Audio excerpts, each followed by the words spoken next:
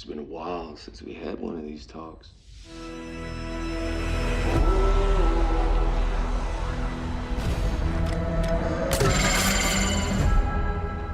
My wife is my choice. My daughter is my choice. My life is my choice. It's been so long. Look in my eyes, sir. You tell me.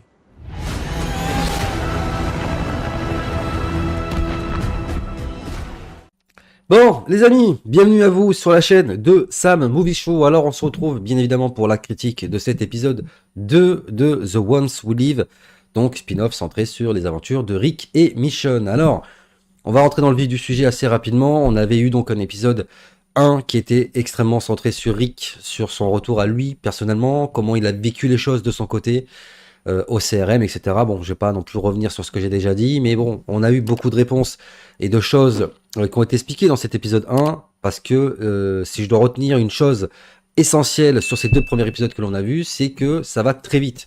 Ça raconte beaucoup de choses et c'est très bien amené. Donc, épisode 2, vous l'aurez compris, qui sera centré essentiellement sur Michonne, sur ses recherches à elle afin de retrouver Rick. Alors, on va commencer directement par retrouver Michonne, qui, dans ce début d'épisode, fait suite, on va dire, à l'épisode de fin, de son départ de la série, au courant de la saison 10, où on voit au loin qu'elle voit une espèce de horde de gens qui s'en va vers l'horizon. Elle rencontre deux personnages, et donc ça fait directement suite à ça. Donc ça, j'ai trouvé ça très intéressant. On va donc retrouver Michonne qui va un peu nous montrer sa communauté qu'elle a rencontrée. Donc on voit qu'elle parle au chef, etc. Et qu'elle rencontre trois personnages qui s'appellent Eden, Bailey et Nat, si je dis pas de bêtises. Donc trois personnages plutôt intéressants, très attachants, ça c'est le moins que l'on puisse dire. D'ailleurs, c'est ce que je retiens aussi de ces deux premiers épisodes, c'est que on a des personnages qui apparaissent, qui restent pas forcément longtemps malheureusement, mais le peu qui sont là, le moins que l'on puisse dire, c'est qu'ils savent marquer les esprits. Ce sont des personnages, malgré tout, on n'a pas eu le temps, si vous voulez, d'apprendre à les connaître, parce qu'on ne les voit que dans un épisode, et malgré tout, ils ont un impact assez fort et assez puissant sur le spectateur. Alors, Okafor, dans l'épisode 1, malheureusement, est pas resté très longtemps, mais c'est un personnage ultra fort, ultra intéressant, qui avait une origin story plutôt intéressante, et on a tous été marqués par le fait qu'il meurt dès le premier épisode. Et là, malheureusement, c'est un petit peu ce qui va se passer aussi. Mais je vais y revenir. Donc, on a Michonne qui, après avoir rencontré ce groupe de personnes, les laisse pour aller donc chercher Rick. Là, on voit qu'elle est confrontée à une espèce d'immense horde. Je crois que j'avais jamais vu une horde aussi grande dans Walking Dead. La horde, elle est vraiment impressionnante. Tellement impressionnante que tu te demandes comment Michonne va faire pour traverser, parce que c'est clairement impossible. Malgré tous les efforts du monde, malgré toutes les armes, si puissantes soient-elles, c'est très compliqué. On voit qu'elle arrive plus ou moins à les disperser, mais que ça foire. Et là, contre toute attente, il y a une espèce d'explosion qui va arriver sur un côté puis un autre. On ne sait pas trop ce que c'est ni d'où ça vient. On a, tel Moïse séparant la mer en deux, les explosions qui font donc disperser les rôdeurs pour laisser frayer un chemin en fait, en plein milieu de la horde. D'ailleurs, je trouve ça un petit peu dommage qu'on n'ait pas vu justement le moment où ils traversent la horde. Ça aurait pu être assez stylé. Et on apprend donc que c'est les personnages qu'elle a rencontrés, que sont donc, encore une fois, Nat, Eden et Bailey, qui ont réussi, grâce à des produits chimiques apparemment, à éloigner la horde. Donc ils vont réussir à passer cette horde. Michonne, qui était à la base seule, va se retrouver donc avec ces trois nouveaux personnages, plus d'autres personnes de cette communauté. Alors toute la communauté rencontrée par Michonne ne va pas la suivre.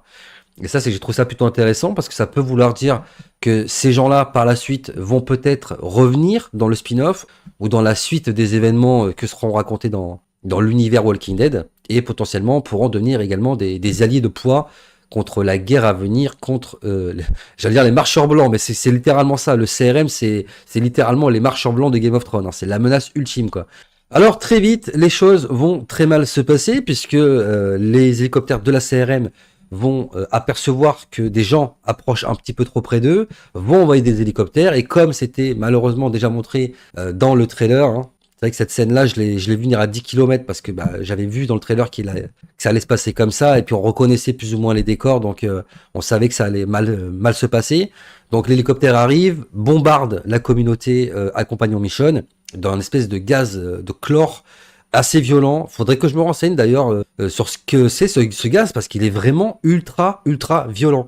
Alors les amis, je fais une petite parenthèse dans cette vidéo, car pendant le montage, je me suis dit que ça serait peut-être intéressant de faire quelques recherches sur ce fameux gaz chlore. Alors, j'ai pas trouvé beaucoup de choses concernant le gaz chlore en lui-même, mais quand on s'intéresse au chlore et la façon dont il peut être utilisé et les conséquences qu'il peut avoir sur l'organisme, ça devient un peu plus intéressant. Alors, le chlore peut être classé comme gaz comburant, donc c'est similaire à ce qu'on voit dans cet épisode, vu qu'ils utilisent un gaz à base de chlore. Il peut générer de la toxicité aiguë par inhalation, donc bien évidemment, vous l'aurez compris, ça aussi c'est ce qu'on voit dans l'épisode avec notamment les problèmes respiratoires que génère l'inhalation de ce gaz. De la corrosion cutanée et de l'irritation cutanée, donc c'est plus ou moins ce que l'on peut voir également sur leur visage, notamment avec les lésions oculaires graves et les irritations oculaires. Et pour conclure, en ce qui concerne les mentions de danger, le chlore peut provoquer ou aggraver un incendie, donc servir de comburant, corrosif pour les voies respiratoires, mortel par inhalation, et accessoirement provoque de graves brûlures de la peau et de graves lésions des yeux. Donc tout ça pour vous dire que tout cela reste assez cohérent à ce que l'on voit dans cet épisode. Donc voilà, c'était une petite parenthèse, j'espère que vous apprécierez bien évidemment le fait que je prenne du temps pour faire quelques recherches afin de vous informer un peu plus sur les choses que l'on peut voir dans cet épisode. Il infecte les poumons et donc tout le système respiratoire et très vite des gens vont mourir, même beaucoup de gens, puisque ne vont survivre dans un premier temps bien évidemment que Michonne et les 3 personnages qui l'accompagnent. Personnages d'ailleurs qui ne vont pas survivre très longtemps parce que malgré les efforts de Michonne pour trouver de l'oxygène pour justement essayer de récupérer un petit peu des dégâts causés par le gaz, ceux-ci vont très vite mourir, dont le couple qui accompagne Michonne, dont la femme était malheureusement enceinte. Et cette scène, elle est vraiment, encore une fois, assez choquante, assez poignante. Et encore une fois, ça revient sur ce que je disais il y a quelques secondes en arrière, sur le fait que malgré que les personnages, on les a pas beaucoup vus, et ben malgré tout, on s'y attache fortement. Moi, le peu que j'ai vu ces personnages-là, j'étais quand même assez attaché. Ils avaient l'air très humains, empathiques, avaient envie d'aider Michonne. C'est vrai qu'on pourrait se demander, étant donné que l'un des personnages étant enceinte, pourquoi s'engager dans une mission aussi périlleuse. Ça aurait été, je pense, assez logique que Michonne les renvoie à Alexandria. Mais bon, tu peux pas non plus commander aux gens. Hein. Les gens ont malgré tout envie d'aider Michonne, et ce, malgré son bon vouloir. Donc, elle peut pas non plus les obliger à faire ce qu'ils veulent pas faire. Et du coup, c'est la raison qui ont poussé ces gens à rester avec Michonne, qui avait vraiment autant envie que nous, je pense, qu'elle retrouve Rick. Malheureusement, bah, c'est quelque chose qu'ils ne verront pas, puisqu'ils vont malheureusement mourir. Et contre toute attente, alors que je pensais que le petit personnage qui s'appelle Nat, qui est vraiment, encore une fois, ultra intéressant, allait mourir, eh ben en fait, il a survécu et j'ai trouvé ça plutôt cool. Alors, on a toute une période de convalescence dans cet épisode. On s'aperçoit que ça dure longtemps, mais je sais pas vraiment combien de temps ça dure. Ça a l'air de durer un peu plus que 2 jours, quoi. Hein. Vous voyez ce que je veux dire? Ça a l'air de durer des semaines, voire des mois. Peut-être même qu'il reste un an à être en convalescence. En tout cas, c'est l'impression que j'ai. Vu qu'on est 6 ans avant les événements. Non, on est 6 ans après les événements du pont, pardon. Alors, c'est que j'ai un peu du mal, moi, avec ces côtés 6 ans avant, 5 ans après, 2 ans. Ça me perd un petit peu. Hein, je suis vraiment désolé. Malgré que bon, ça me sort pas non plus de l'épisode, mais c'est vrai que ça me pomme, on va dire au niveau de la narration et de la timeline, j'arrive plus à savoir quand est-ce qu'on est quoi. Mais on s'aperçoit encore une fois que ce gaz de chlore a vraiment un impact assez violent sur le corps humain, parce que bah on voit Michonne qui malgré les bouteilles d'oxygène etc essaye de reprendre des forces, elle a du mal à faire ne serait-ce qu'une pompe, enfin on voit que c'est vraiment assez impactant et que ça prend du temps surtout pour s'en remettre. Donc après cette longue période de convalescence, donc nos héros finissent par continuer leur route afin de trouver Rick. Ils arrivent sur cette espèce de berge où il y a une espèce de gros bateau qu'on voit également dans le trailer, une espèce de bateau de croisière. En tout cas, c'est l'impression que ça donne. Il est vraiment énorme. Et puis ça fait encore une fois référence au fait que les bottes avaient été trouvées, tout ça dans un bateau par je sais plus comment il s'appelle le personnage dans Walking Dead, Virgile. Voilà, Virgile qui a servi qu'à ça d'ailleurs dans la série et qu'on n'a pas revu depuis. Donc forcément, Michonne arrive là, elle pense trouver des preuves de la survie de Rick, mais ils vont, au lieu de ça, tomber sur des monceaux de cadavres. Je sais pas combien il y en a, mais ils sont vraiment nombreux, qui sont complètement calcinés et qui peuvent laisser penser à Michonne, malheureusement, que Rick a peut-être pas forcément survécu. Alors, autre chose intéressante, c'est que l'on voit dans cet épisode que Michonne, à plusieurs reprises, essaye de contacter Judith. Et justement, c'est un petit peu le point, on va dire, négatif pour moi dans cet épisode, c'est que j'aurais vraiment voulu entendre la voix de Judith à la radio, quoi. Ça aurait pu faire revenir un petit peu aussi ce personnage, au moins de manière vocale, un petit peu comme ça a été le cas pour Carol dans l'épisode 5 de Daryl Dixon.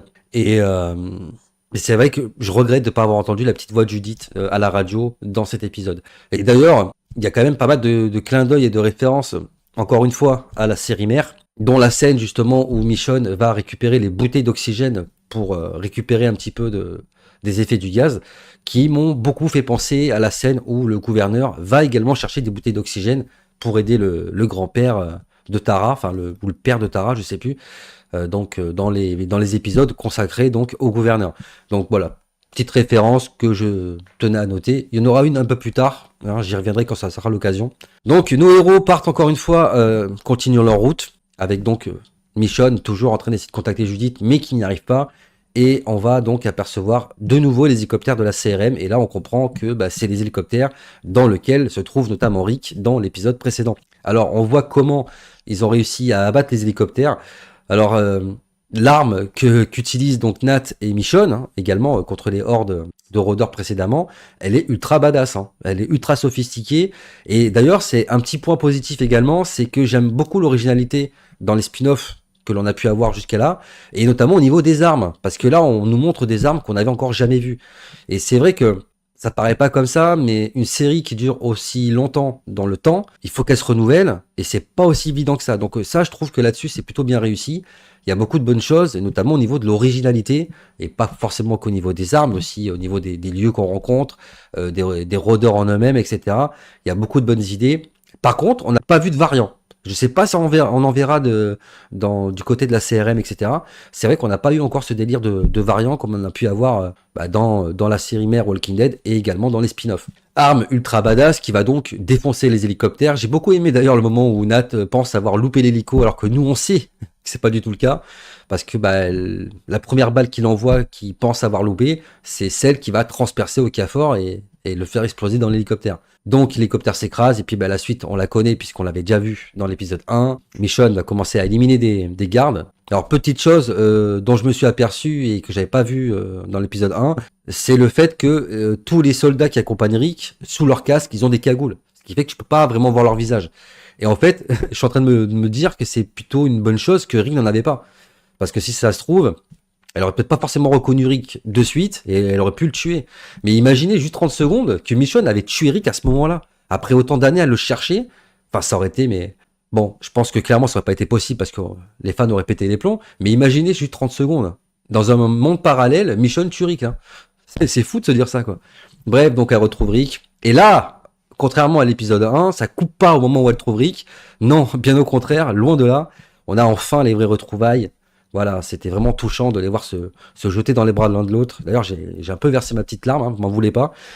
Mais c'était tellement émouvant, tellement d'années qu'on attend ça, 6 ans les gars qu'on attend que Rick et Michonne se retrouvent enfin. Et c'est enfin arrivé, c'est enfin le cas. Et franchement, j'étais très ému et très, très touché. Une scène qui... Waouh, j'étais tellement heureux que ça a pas duré. Hein. Voilà, ça a pas duré parce que pourquoi? Et parce qu'on a tué Nat. Et ça... On est passé, en fait, il y a eu un espèce de bascule. C'est une sorte d'ascenseur émotionnel, en fait, ce spin-off. C'est que tu passes d'un stade où tu es très ému à un stade où tu es très déçu. En l'espace de quelques secondes, j'étais vraiment... Waouh, non, quoi.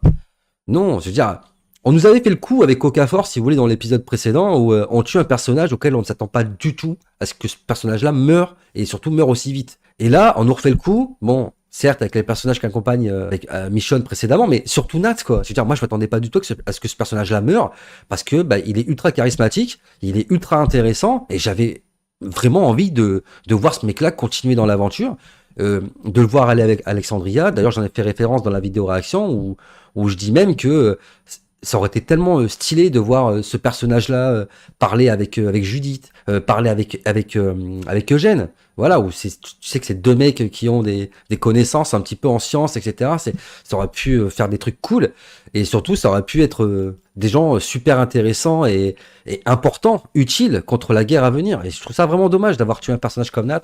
Je peux pas dire que que le spin-off il est nul, mais il est pas parfait et justement ce genre de décision que l'on prend dans ce contexte-là, je trouve que c'est pas les bonnes en fait. Voilà, je peux comprendre qu'on peut pas garder tous les personnages, etc. Malgré que on sait maintenant qu'il va y avoir quand même besoin de beaucoup d'alliés pour affronter la CRM. Et surtout des personnages comme ça qui sont vraiment, pour une fois, utiles. Parce que c'est vrai que des personnages qui font leur arrivée dans Walking Dead, mais qui ne servent à rien, que l'on voit une fois tous les 6 ans, qui disparaissent, puis reviennent, il y en a eu des tas.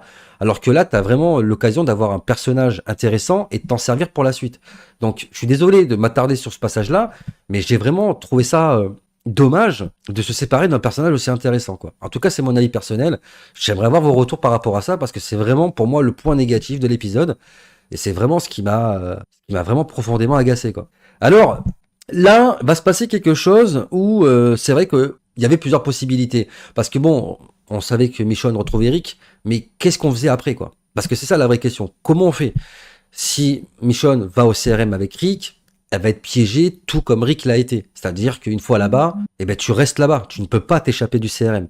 Ou alors, elle se barre et puis, bon, ben, elle sait qu'il est vivant. Voilà, maintenant, c'est acté. Et puis, on essaie de trouver des solutions pour qu'ils puissent se séparer. Alors, la ramener au CRM, je pense que c'était une bonne idée parce que au moins, ça permet à nos deux héros de rester ensemble et de pas être séparés et d'avoir un épisode sur deux où on va voir Rick, un autre épisode où ce sera Michonne.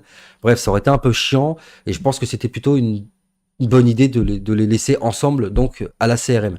Problème, c'est que bon bah la CRM, Michonne va devoir bien évidemment masquer la personne qu'elle est réellement, c'est-à-dire comme nous on l'a appris dans l'épisode 1, ne pas montrer qu'elle est forte, que c'est une leaduse, qu'elle connaît Rick surtout, ça c'est le plus important, et surtout se débarrasser de toutes les preuves pouvant les ramener à la communauté d'où elle vient, c'est-à-dire Alexandria, qui pourrait causer la mort de tous les personnages qu'ils connaissent et qu'ils aiment. Ce qui est pas non plus le but en soi, quoi. Si le but étant, bien évidemment, de retrouver Rick, il faudrait pas que par ricochet, ça implique la mort de toutes les personnes que nous on connaît. Ça serait contre-productif. Donc là, on va retrouver Michonne qui va donc parler, j'imagine, au chef, enfin, aux personnes influentes de la Civic République pour pouvoir, bien évidemment, savoir si elle intègre ou non la CRM. Alors, ce passage-là m'a également fait penser à une référence dans la série mère, encore une fois, avec le moment où Rick et les siens donc arrivent à Alexandria et passent une espèce d'épreuve, on va dire, similaire. C'est-à-dire, il y a Diana qui est donc la chef du groupe. D'ailleurs, le fait que Michonne s'appelle Dana, ça fait beaucoup penser à Diana dans la saison 5, quand ils arrivent à Alexandria. Et puis surtout, le moment où elle a un entretien filmé. Un petit peu ce qu'on voit également avec les autres personnages, dont Rick, quand il parle à Diana, ils sont filmés et après tu vois le retour dans un écran, etc. Et ben ça m'a beaucoup fait penser à ça. Je sais pas si vous aussi vous avez, en voyant cette scène, pensé immédiatement à leur arrivée à Alexandria, mais en tout cas moi ça m'a fait penser automatiquement, quoi. Bref, et puis donc une fois au CRM, eh ben les choses vont se compliquer parce que eh bien Okafor, souvenez-vous dans l'épisode 1, avait trouvé des preuves, notamment la bouteille envoyée par Rick qui était à destination de Michonne et avait compris qu'il y avait des gens qui connaissaient Rick, qui essayaient potentiellement de le chercher, ou du moins que lui essayait de les contacter, ce qui pouvait poser problème. Et étant donné qu'Okafor est mort, il va rester bien évidemment Pearl qui est au courant de tout ça, mais qui est plus ou moins du côté de Rick, donc je pense pas qu'elle va poser un vrai problème. En revanche, ce n'est pas le cas d'un autre personnage que je m'attendais pas à voir dans cet épisode 2, qui elle connaît Rick, connaît Michonne, connaît sa communauté, qui savent d'où ils viennent, où ils sont, ça c'est aussi important. Et ce personnage, c'est Jadis. Jadis qui fait son retour, et Jadis, le moins que l'on puisse dire, c'est que t'as envie de la tarter, quoi. Parce que bon, on a connu Jadis, on sait qu'elle a été aidée et sauvée par Rick et sa communauté, donc elle leur doit beaucoup, et j'imagine qu'elle parle à un moment donné d'un espèce d'accord qu'elle a passé avec Rick, et je pense que justement c'est par rapport à ça. Hein, en gros, c'était je dis pas qui tu es, d'où tu viens, etc. parce que tu m'as aidé, mais en contrepartie, tu vas devoir faire des choses ici, et voilà. T'as pas tellement le choix et tu fais ce qu'on te dit, quoi. Donc, bien évidemment, on n'en sait pas plus parce que c'est vrai que jadis, elle a amené Rick là-bas, mais on sait pas trop ce qui s'est passé. C'est assez ambigu parce que ça tranche vraiment avec l'épisode où justement elle amène Rick dans l'hélicoptère pour aller à la CRM, où tu vois qu'elle est bienveillante, qu'elle a l'air gentille, qu'elle a vraiment envie de l'aider, etc. Où là, c'est devenu une espèce je vais pas dire le mot parce que je voudrais pas être insultant, mais vous avez compris, mais une espèce de mégère, quoi, qui est pas là pour rigoler, quoi. Tu sens que Jadis, elle est pas là pour rigoler et qu'elle va vraiment, elle, poser un vrai problème. Et je serais pas surpris qu'il y ait une vraie confrontation. D'ailleurs, dans le trailer, on voit qu'il y a une espèce de poursuite entre elle et Michonne. Je sais pas comment ça va se passer. Je pense qu'il va y avoir un vrai conflit entre ces trois personnages-là, qui va peut-être conduire à la mort, possiblement de Jadis. En tout cas, si un des trois personnages doit mourir, je préfère que ce soit Jadis quand même. Mais tu sens que elle, ça va devenir, entre guillemets, une antagoniste dont il va vraiment falloir s'occuper et se débarrasser possiblement. Parce qu'à mon avis, elle, si quelqu'un doit empêcher vraiment Rick et Michonne de faire leur plan d'évasion du CRM et possiblement même de réunification des clans pour pouvoir les affronter, ça viendra, je pense, de Jadis. Donc voilà, en tout cas, pour le résumé, on va dire, de cet épisode, que j'ai trouvé fortement intéressant. Je sais pas trop ce qui va se passer dans l'épisode 3. D'après ce que j'ai vu des trailers, c'est pas du tout ce à quoi je pensais, parce que, encore une fois, moi je pensais qu'on allait avoir un épisode 1, on parle de Rick, l'épisode 2, Michonne, l'épisode 3, ce qui aurait pu faire justement sens au final de l'épisode 2 où on aurait pu suivre Jadis ou du moins qu'on aurait eu des flashbacks, etc. Et ça, j'espère qu'on l'aura quand même.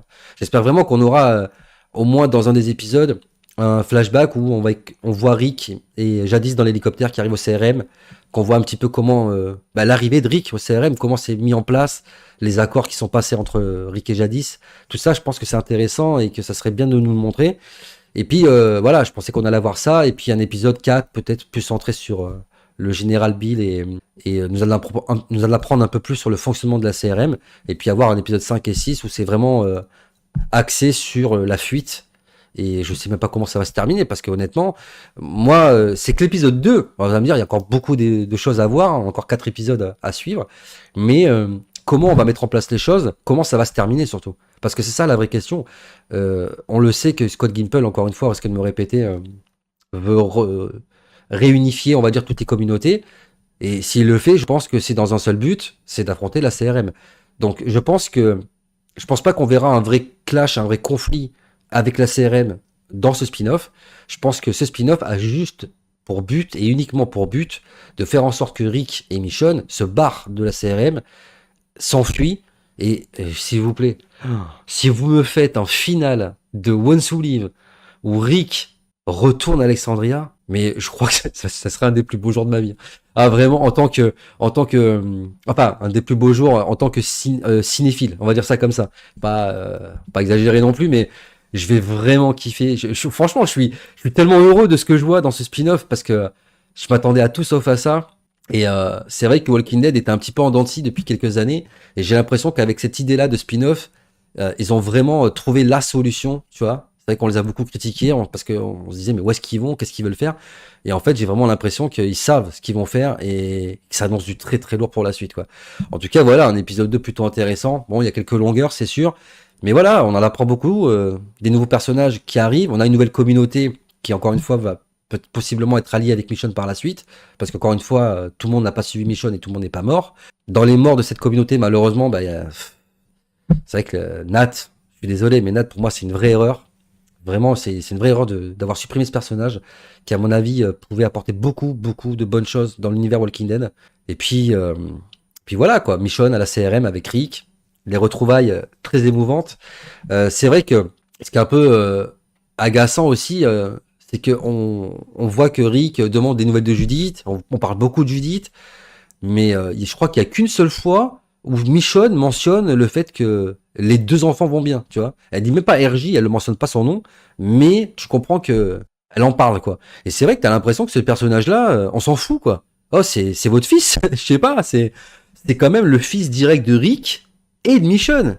Les deux personnages les plus badass de la série et les deux personnages les plus importants. C'est votre fils. T'as l'impression que ce personnage, il n'existe pas, tu sais, comme si presque c'est un poids mort, en fait. Bon, j'ai envie de te dire que quand il est là, il sert pas à grand chose, mais faites quelque chose de ce personnage, s'il vous plaît, quoi. S'il vous plaît. Parce que là, ça devient gênant, quoi. Bref. Et je terminerai d'ailleurs par rapport à ça, c'est que j'ai vraiment hâte également de voir dans la suite le moment où Rick et Michonne vont avoir une vraie discussion sur les communautés et que Michonne explique un petit peu ce qui s'est passé. Parce qu'il s'en est passé des choses depuis que Rick il est parti. Hein. Il va falloir qu'elle lui explique ce qui s'est passé notamment autour de Negan. Parce que ça va falloir vraiment en parler à un moment donné. Et puis l'arrivée des chuchoteurs. que Rick n'a pas vécu, malheureusement. Et puis il y a des choses que Michonne ne peut pas évoquer, notamment le Commonwealth, parce qu'elle n'était pas présente. Donc ça, je sais pas si... Bon, je pense qu'elle va s'en douter, parce qu'elle a quand même parlé avec Judith à la radio, donc elle a quand même des éléments d'information, mais elle ne sait peut-être pas tout. Je suis pas sûr d'ailleurs qu'elle soit au courant par rapport à Rosita. Et surtout, il va peut-être falloir lui expliquer également que certains nous ont quittés. Hein. Voilà, certains nous ont quittés depuis la disparition de Rick, comme Jésus, Tara, Enid. Bon, voilà. Je suis désolé, mais j'ai vraiment hâte qu'il y ait une vraie discussion à ce sujet et que, ouais, qu'on ait des petites références également aux autres personnages qu'on a un petit peu laissés de côté depuis la fin de la série, quoi. Bref, en tout cas, les amis, un épisode très intéressant. Je suis très hypé pour la suite. J'ai déjà hâte d'être à la semaine prochaine pour nous voir l'épisode 3 et voir ce qu'ils vont nous faire avec cet épisode. En tout cas, les 2 premiers épisodes m'ont pas déçu et ils sont vraiment excellents, quoi. Encore une fois, avec des ratés, je vais pas revenir dessus, mais je suis très très très surpris et agréablement surpris de ce que l'on voit dans ces épisodes. Voilà, donc j'aimerais avoir vos avis, vos retours également sur ce que vous en avez pensé. Encore une fois, dites-moi dans l'espace commentaire de la vidéo quelles sont les choses que vous avez aimées, pas aimées, quelles sont vos attentes pour la suite. Faites-moi part également de vos théories. Quels sont peut-être également les clins d'œil que vous avez pu apercevoir dans ce spin-off, enfin dans ces 2 premiers épisodes, pardon, qui vous font penser notamment à des choses que l'on a pu voir dans la série mère et que j'aurais peut-être raté. Hein. Je suis encore une fois très impatient de voir vos retours, de vous lire et de vous répondre comme d'habitude. La vidéo est à présent terminée les amis. Avant de partir, je vous invite bien évidemment à vous abonner à la chaîne si vous ne l'êtes pas déjà. Si cette vidéo vous a plu, n'hésitez pas bien évidemment à lâcher un gros pouce bleu afin de me montrer également que mon travail vous plaît et vous intéresse. De plus, ça aide énormément pour le référencement, donc merci à tous ceux qui joueront le jeu. Vous pouvez me suivre sur tous les réseaux sociaux, dont les liens sont disponibles en description de la vidéo. Et n'oubliez pas d'actionner la cloche des notifications pour ne pas rater les prochaines sorties vidéo de la chaîne. Voilà, encore une fois les amis, un gros merci à la team Natsu pour les traductions, un gros merci pour les pages Facebook qui publient mon contenu, un gros merci à vous de me suivre dans cette aventure Walking Dead sur la chaîne, en espérant que vous serez de plus en plus nombreux au rendez-vous. Et quant à moi les amis, il ne me reste plus qu'à vous laisser, je vous dis à très bientôt pour de prochaines vidéos sur la chaîne, d'ici là portez-vous bien, prenez soin de vous et des autres, à la prochaine, big up.